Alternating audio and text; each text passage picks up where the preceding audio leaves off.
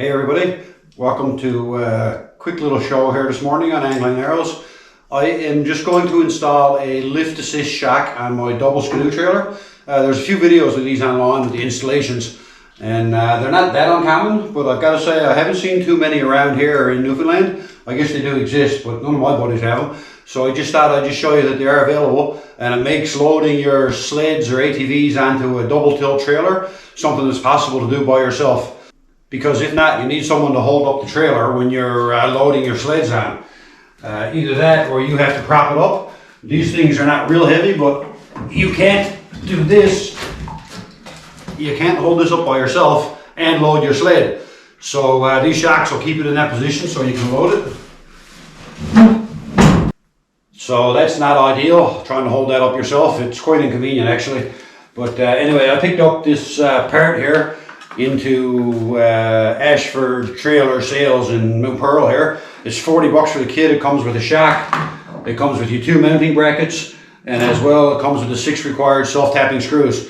So I'm going to stick this on now. I'm not going to go into great detail, it's pretty simple. It just fastens to the tilting bit on the trailer and the other end goes down on your chassis.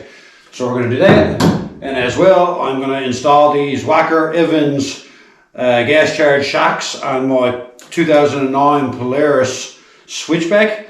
The switchback actually came with the Dragon option, and that's what the biggest difference was the upgraded shocks.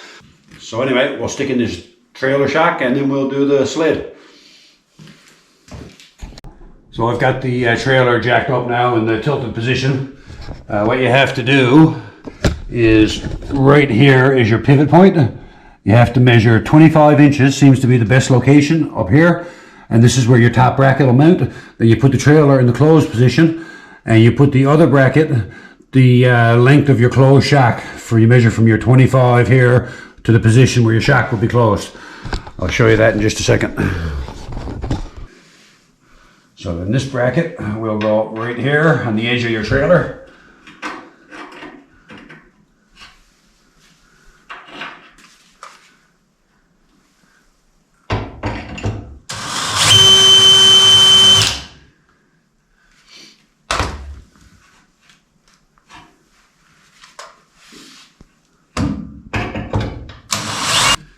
So I just went to put these brackets on the trailer and I noticed these screws are actually too big for the bracket.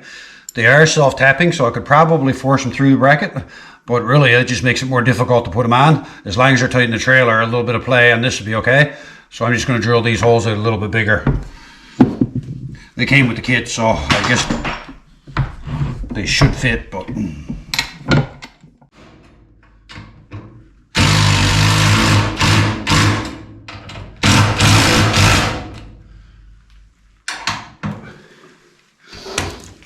that comes with 3 screws. I'm only putting in 2.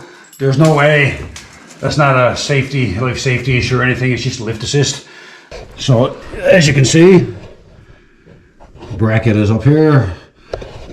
It's just sitting on the trailer. Your shock will mount onto that. So now I'm going to measure 12 1/4 from the center of this ball to the center of the other one, right here.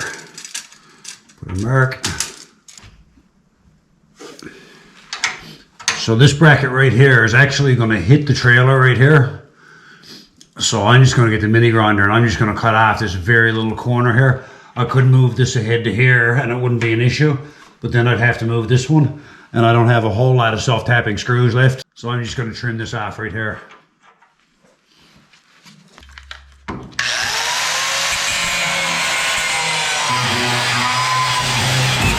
So now we are going to install this bracket.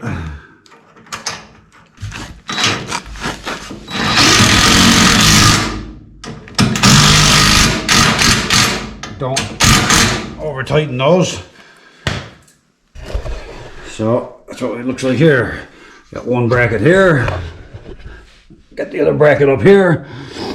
Now we have to install the shock right as such. So to install the shock, there's 2 little clips right here. They just pop out like such right here. So these just hold on the shock. Same thing on the other side. We got the two shocks, two clips. We're going to take the shock and install it. One on there.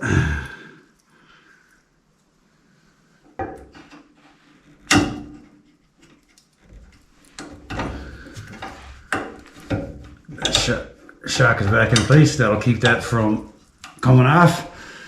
Now we have got to compress this shock enough to get this clip on. So I'm going to put the trailer in the tilted position and see if we can get this shock to fit.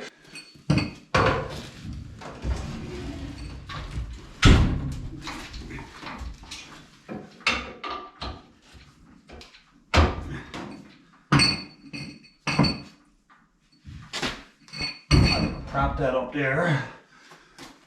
So that's not much of a support job, so I'm not going to get underneath it. But I am going to put this on here. So as you can see, got this little clip and it'll just slide on right here.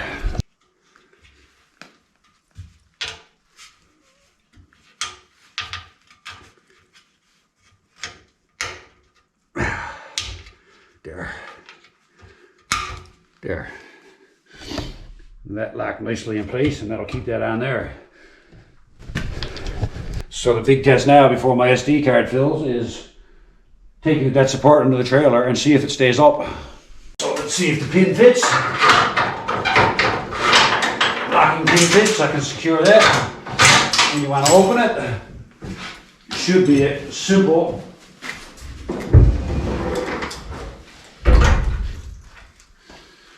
matter of lifting it up and it stays there. That is the most awesome tilting trailer accessory you'll ever see. And it eliminates the banging when you're putting your trailer down. So as you can see now, I'm walking around the trailer. The trailer is in the tilted position.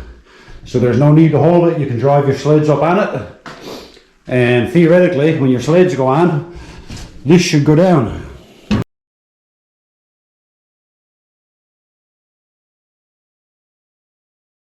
Anyway, that's the shock, works on the trailer. I got it on there such as it was.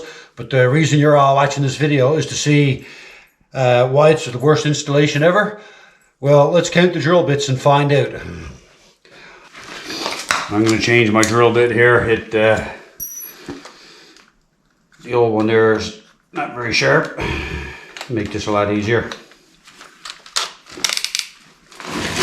And I also put on my safety glasses so y'all don't haul the hide off me for not being safe.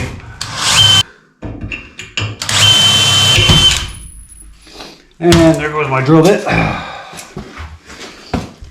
It's not a complicated job, but so I just brought over two drill bits, so when I break off the second one I don't have to get up. Because I will.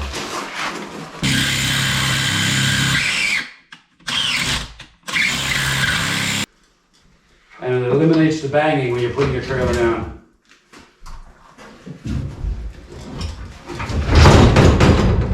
Almost.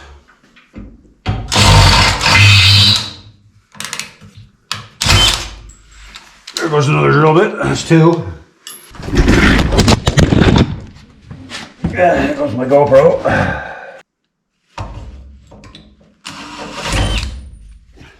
Number three. Technically that doesn't count as number 3 drill bit because that was the dull one that I started with originally.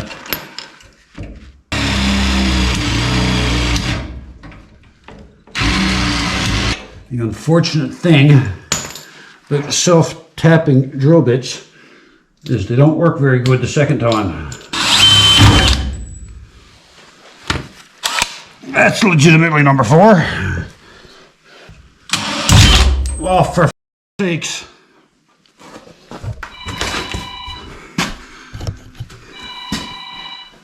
I gotta be careful I don't trip on the pile of broken drill bits on the floor. Ow, fucking hurt.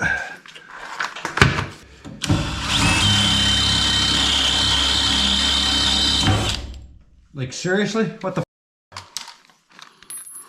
Less pressure, drill straight.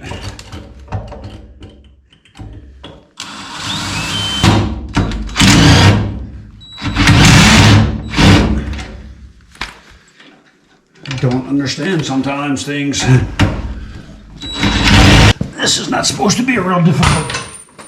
Number 7, I just knocked over the drill.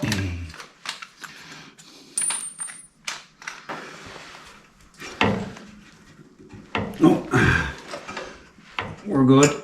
Yep, no, that broke off. You gotta love that. Oh, god damn.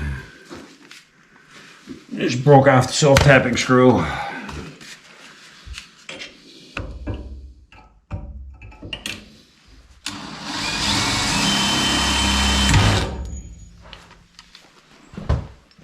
So drill bits that I burned out and wouldn't cut.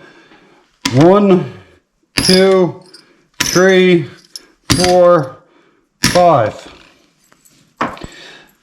Drill bits that I broke off when I was trying to drill upside down.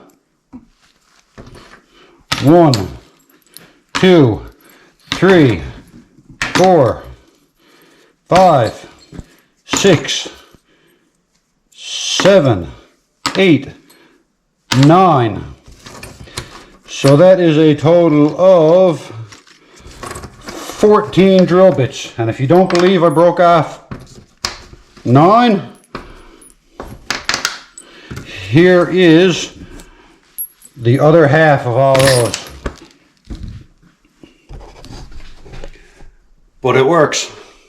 Thanks for watching, everybody. If you like this content, make sure you like and comment on the video. Tell me what you think or how I can avoid breaking off the drill bits. And make sure you're subscribed to the channel. You'll see myself and Devlin doing some more stuff this winter. Thanks, everybody. Voila. 11 drill bits, 2 self-tapping screws, and no injuries. Worst installation you'll ever see.